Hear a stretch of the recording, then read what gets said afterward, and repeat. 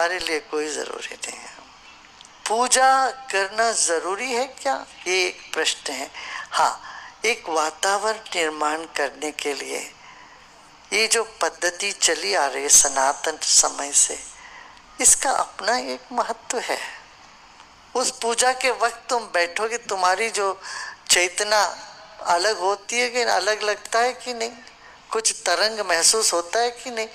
कर्मकांड को छोड़, जो तुम बैठते हो ध्यान में, वो मंत्रों के नाद से, जब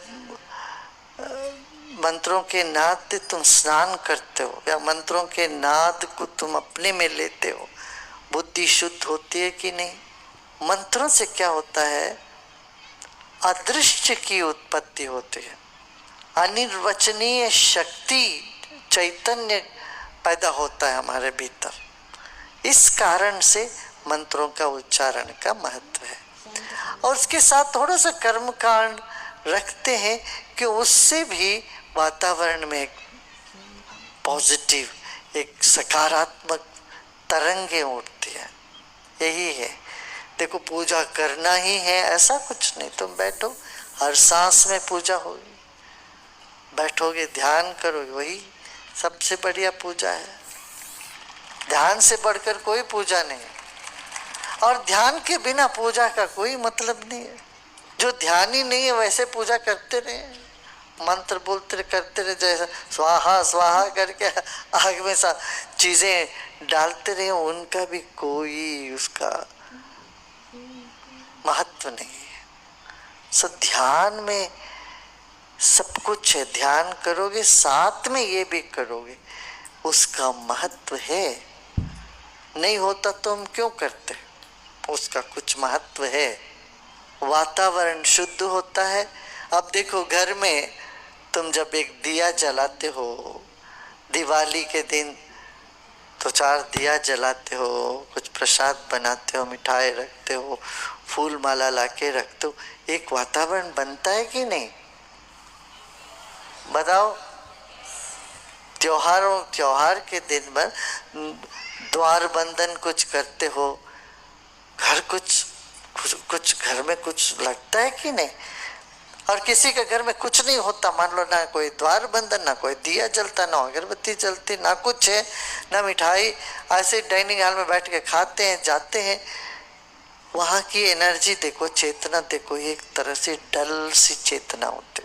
महसूस किया है, करके देखना किसी के घर में, जहाँ तुम थोड़ा सर्वे करके देखो। और जिस घर में एक दिया भी जलता हो, कुछ स्वच्छता है, एक फूल माला पहना है, कुछ एक ऑल्टर है, क्या बोलते हैं, एक देवस्थान है, एक स्थान बनाया, एक मंदिर बनाया घर के अंदर, तो घर का वातावरण में एक अलग सी बात होती है।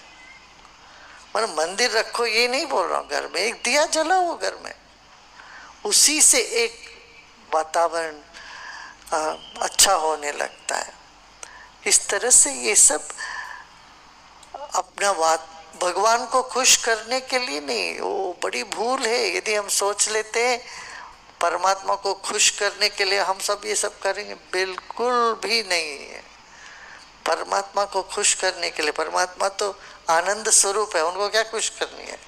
तुम्हारा नारियल फोड़ने से वो खुश हो जाएगा, उन्हीं का दिया हुआ नारियल वो फोड़ते हो, तो कपूर जला के आरती घंटी बजाने से वो भगवान खुश हो जाएंगे? नहीं, तुम्हें अच्छा लगे, तुमको कुछ अच्छा लगे, इसलिए तुम करते हो आरती से एक।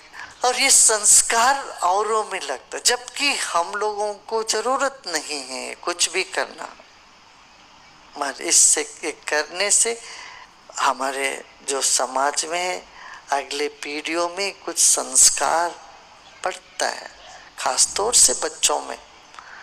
इसी कारण से भी जिनको ये जरूरत नहीं है फिर भी वो करते रहते हैं। भगवान कृष्ण यही कहते गीता में, मुझे के कर्म करने से कोई फायदा नहीं है, मुझे करना ही नहीं है, इससे मुझे ना कोई लाभ होगा, ना करने से नुकसान होगा। ज्ञानियों को ना करने से कोई नुकसान नहीं, करने से कोई लाभ नहीं, मगर फिर भी हम करते रहते। क्यों? महाजनों गतो ये न सपंथा। जैसे बड़े लोग करते हैं वही पथ बन जाता है। महाजनों ये न गत सपंथा।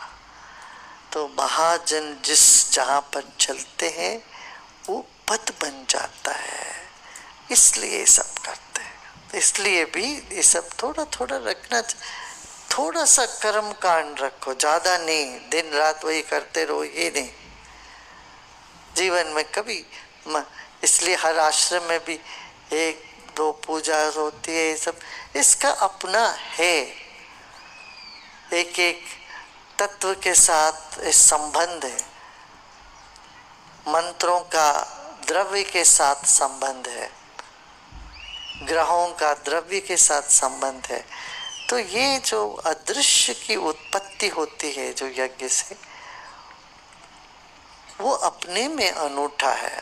मगर ज्ञानी के लिए, मुक्त के लिए, सन्यासी के लिए किसी चीज की जरूरत नहीं, सब बिल्कुल ही नहीं जरूरत। और जहां भटके मन उसको जोड़ो, जाओ वहीं पर उसी दिशा में भगाओ, यही करो उपाय। यही आप डंडा लेके निकल पड़ो, मन के कहाँ भागता है, चला से गोवा भागा, चलो गोवा भागो भागो भागो, वहां से कहाँ भागता है, अच्छा वहां से भाग भावनगर, चलो भावनगर भागो भागो, भावनगर से बेलपुरी, चलो भागो बेलपुरी, बेलपुरी से और कहाँ भाग गया, बागदाद भगाओ। वहां जहां मन जाए वहां उसी के पीछे पीछे पड़ जाओ, उसी दिशा में उसको ले जाओ। देखो कहाँ तक थके मारे आके गिर पड़ेगा।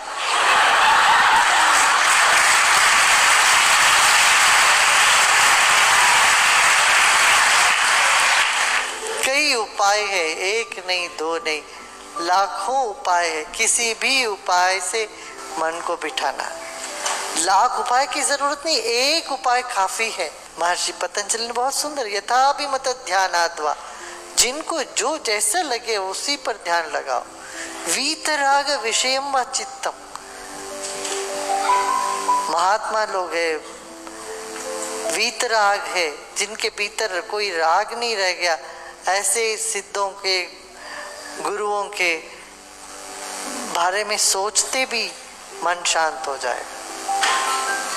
वीतराग विषयम व चित्तम यथाभिमत ध्यानाद्वा, जहां भी मन जाए, जहां भी कोई किसी भी प्रकार का ध्यान ले लो, लगाओ तो शांत हो जाए मन। संगीत के जरिए आप सत्संग चल रहा, आनंद से बैठो, पूरा संगीत के जो तरंगों को ऐसे चूस लो जैसे रसगुल्ले चाशनी में जब डालते हैं रसगुल्ले कैसे चूस लेता है, इस तरह से बैठ जाओ सत्संग में।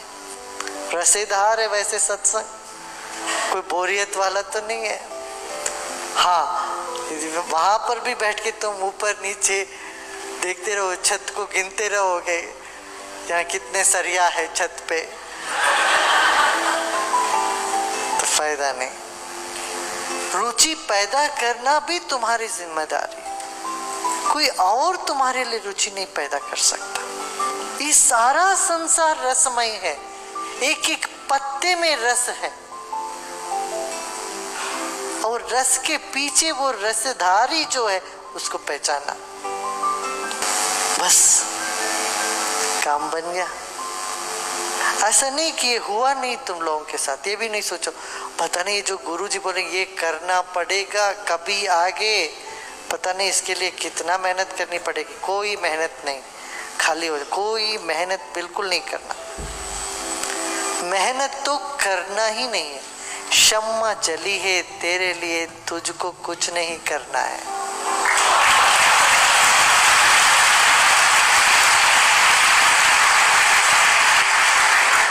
यहाँ आके बैठे मत, कुछ करने को है ही नहीं, बस आ गए, बस हो गया। गंगा जी में उतर के कोई जेट की शवर की जरूरत नहीं पड़ेगी। गंगा जी में बैठे हो, पानी बह रही है, दरिया में पानी बहुत है, इतना तेजी से बह रही है, तुम्हारा मैल वैसे ही बह जाएगा। ऐसा नहीं तुम्हारे कमरे में शवर ओपन करो, टैप से पानी गिरे, और गंगा जी में बैठ के शवर लेके क्या करोगे हाथ में? तो कुछ भी नहीं करना, अप्रयत्न पूर्वक विश्राम, ना कुछ करना है। मैं कुछ नहीं हूं, मुझे कुछ नहीं करना है, मुझे कुछ नहीं चाहिए। 3 सूत्र, बस इसको भी रटना नहीं शुरू कर दें कहीं।